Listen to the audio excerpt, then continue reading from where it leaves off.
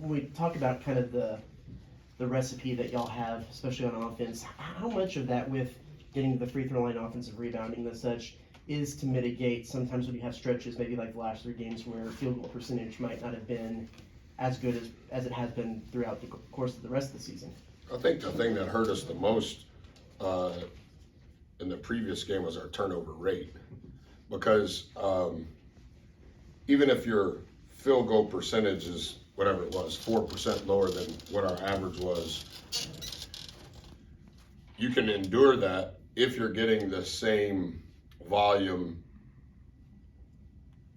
of offensive rebounds and free throw makes.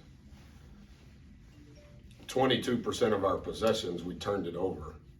And so now our offense is hurting our defense, because a team that is defensive minded is scoring in a broken floor / transition, and they're getting their defense set. And so compound impact on both sides of the ball when you turn the ball over. Through 16 league games, I think 25% of our points are from the free throw line. And like I explained to our guys, some of those free throw line makes are also off of an offensive rebound putback foul.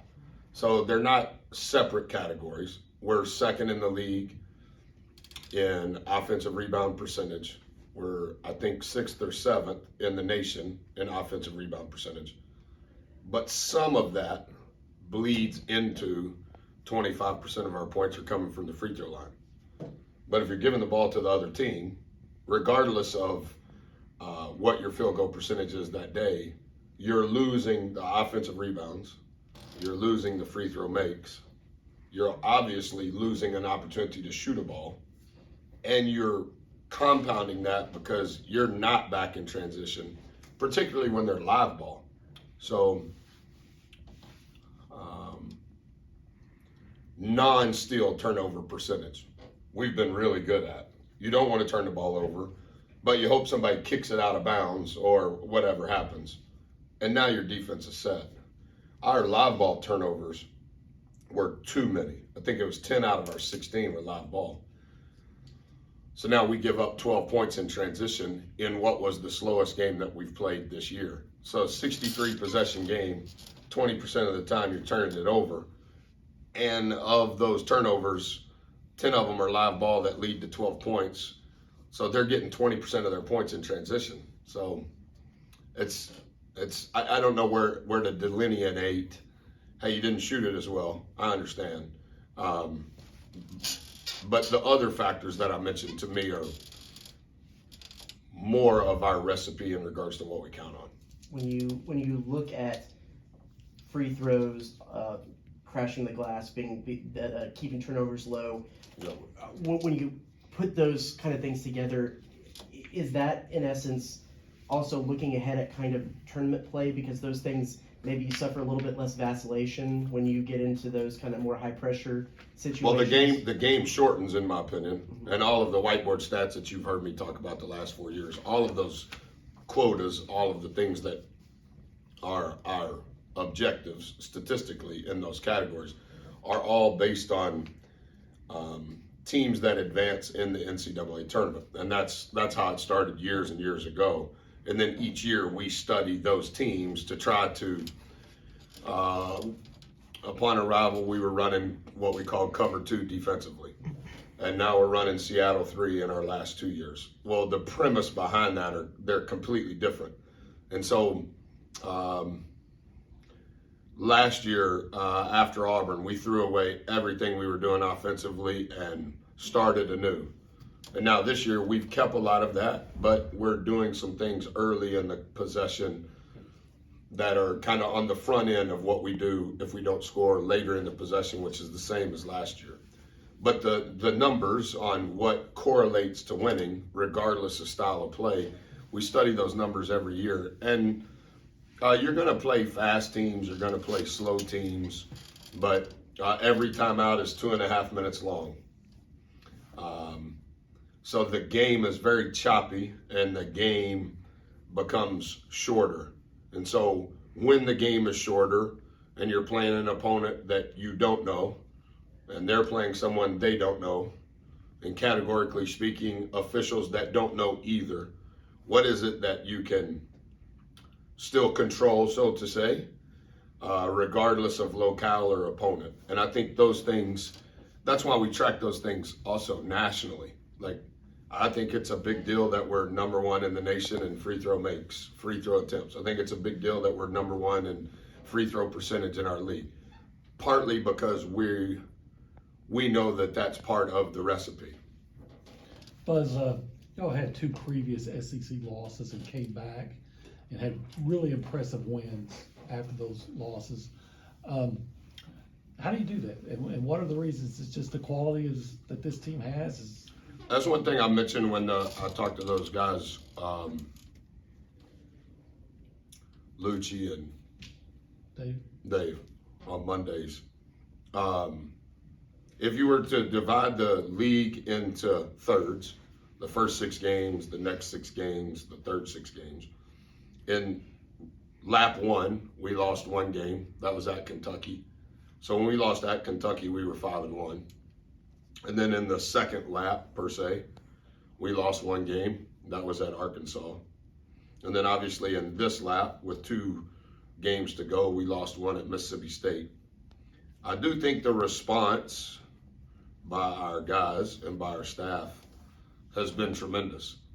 But I think the other thing that I mentioned this morning when I was talking to them on the, whatever that is, I think the consistency of our response, regardless of result, has been really good. I think it's really hard. We were 6-5, and we had 2 quad 4 losses on December the 20th. And so to go from that point and be the highest accruing, we've went faster up the net than any team ever. I understand the net hasn't been around a long time, but handling the success, that response has been just as good as the response when we've lost, because up until the other day, we'd only lost twice. And I think that's hard to do, to be able to be accountable and responsible the next day, regardless of the result of the previous day. And hopefully that comes to light again tomorrow. Do we get to just take Tyrese for granted because he's been so? I don't think there's any question we take him for granted. And I'm a little on edge anytime somebody says something about Boots, not you, just anybody, because I get kind of defensive about any of our guys. But like, that's kind of my whole point. And I just literally talked to our guys about that. Like, what becomes familiar becomes for granted. You got to be careful. Hey guys, you understand we didn't lose a game in the month of February? Nobody said that to you, did they? No. That was the first time we lost in February. Nobody's saying that. Well, what about Boots? Oh man, Boots, man, he's struggling. What's wrong with him? Hey, nothing. He's going to be fine. And so I think that we take for granted sometimes the players. I think sometimes we take for granted the ride that we've been on. And nobody ever wants to lose.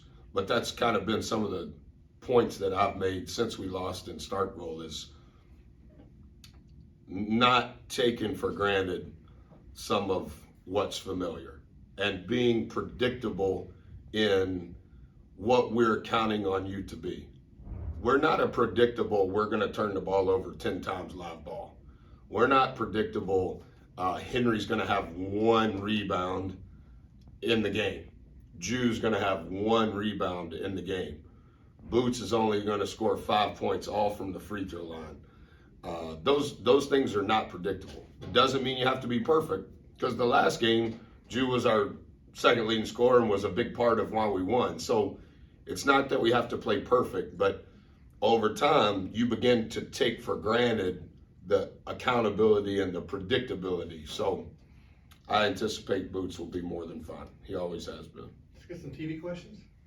Has the process changed at all preparing for this game, just going under a new coach with the new coaching staff that they have, and I guess how do you mix what you've seen from them all year with a one-game sample with the new head coach? Well, he was my college coach, and I know nobody knows that, but that's who I work for. And so I was very close and am very close with Coach Davis, and that's Coach Case has been with him for, I think, 14 years. And they did play different. It was their first home win. It was the highest point total that they had all season. They played way faster. They ran less plays, much more freedom, particularly with their perimeter guys. So it's hard to know. Like, we're prepared on what they had done prior to Coach Davis being let go. And then obviously we've studied their game against LSU multiple times. But which way is it going to go in their second game under Coach Case? It's hard to know. And it's a dangerous team to play because they're a very emotional team after all that they've been through in the last 5 days, particularly coming off their best performance of the year. They had 2 road wins prior to their win against LSU, and their third win was different than their previous 2 wins. And so we did kind of a combination of both, and that's how we presented it to our guys. Just how important is it to kind of get that bounce back, especially getting closer to March? Well, we have a chance to finish with a 6-3 road record. You'd have to do some research. I would say in the annals of time, that would rank pretty high in winning percentage on the road in conference play at Texas A&M. So that'll get us to +6. So it'd be huge. A&M announced today that their student athletes are launching a mental health initiative. I know Henry's on the leadership team there. I don't know if you knew about that, but just any impressions of that, and how nice is it to see that Henry's a part of something like that? Yeah, I wasn't familiar with that. Anything with mental health, I'm 1,000% for in any sort of way, whether they're an athlete or not. I think this generation is dealing with a lot, particularly when you talk about they also lived through a global pandemic. So I think that there's a lot of things that need to be flushed out. I don't think it has anything to do with their athletes, but whatever we're doing to support our athletes, I'm all for. Henry needs to be on every committee in the country in every sort of way. I think earlier this week, he was also appointed the men's basketball representative for Division I. There's only one, and he was appointed that by Mr. Sankey, which I think someday we'll probably be voting for Henry as president.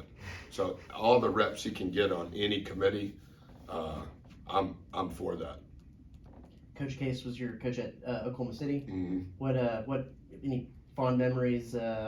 It's just I don't really know, Travis, how to process it. I mean, obviously I was involved when Kermit hired him at middle.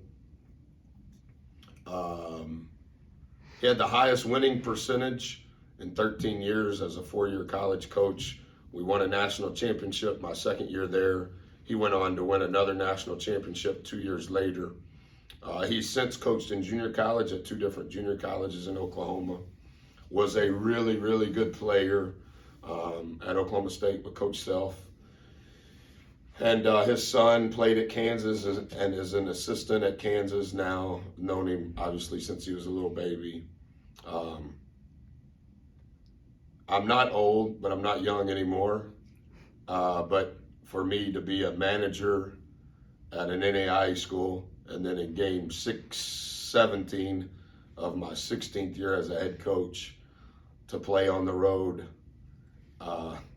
against who I swept floors for and washed socks and practice gear, it's like, I don't know, is it ironic? Is it deja vu? Is it cool? Is it we need to win regardless of who the coach is? You know, I had a reunion after my 10th year as a head coach and brought every player that I had coached, every assistant that I'd hired, student manager, student trainer, every president and AD that hired me. and then anyone that I work for. So anyone that I work for, brought them all to Blacksburg for 3 days. It was it's one of the coolest things I've ever been a part of. And we had 88 former players there, loads and loads of adults, and Coach Case was there. And so yeah, I mean, he gave me a dorm room by myself. That was a big deal. I got to work intramurals from 6 to 9 at night, Monday through Thursday night, because I had keys to the gym. That was $100 a month. That was huge. I graduated in 2 years, which was a miracle. We won a national championship, and because it was NAIA, I got to do whatever Coach wanted me to do. Learn to coach, go recruiting, wash his car, pick up his clothes from the cleaners. Same stuff I did for Coach Orr in regards to the reps that I was able to get, because nobody cared what I was doing because I didn't know, but there were no rules because it was junior college and NAIA. And so I've always been ultra grateful that I met Coach in October of '90, and then I rode him every week of my college career. He was an assistant at OCU, and they won a national championship in 1992, and Daryl Johnson was hired as the head coach at Baylor. And then Coach Case was promoted as the head coach at OCU. And so, you just never know about relationships and where they'll cross over and where all the wires are intertwined. But yeah, I'm very thankful that Coach hired me, and I know he's having fun. I watched his press conference, and he was telling them to shoot pull-up threes and alley-oops and dunks. And so that's why I don't know how to answer his question on how they're going to play. But he knows he's only going to be the coach there this week and next week. And so I know the impact that he had on my life and all of our players. And I would say that he's been a large part of all of their team in recruiting them there. So I know that they played really hard. They played really, really hard the other night, and I anticipate they'll do the same tomorrow. Which of your current players do you think would be most likely to have to go up against down the road? Unexpectedly running. Well, I've always tried to hire the players that I thought would be good in coaching. Beatty was one of them. Jamie McNeely was one of them. I told Justin Robinson that. Justin's still playing. I've told Four that. I told Four, hey, I'll be retired by the time you're coaching.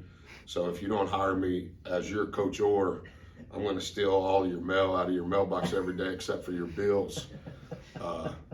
Yeah, I think this year's group, to be honest, will have a lot of. I tell them that a lot, to be honest. I think there'll be a lot of guys that once they start their second career, it'll be in coaching. That Four would be for sure at the top of that list, but I think there'll be several of them that do it. All right.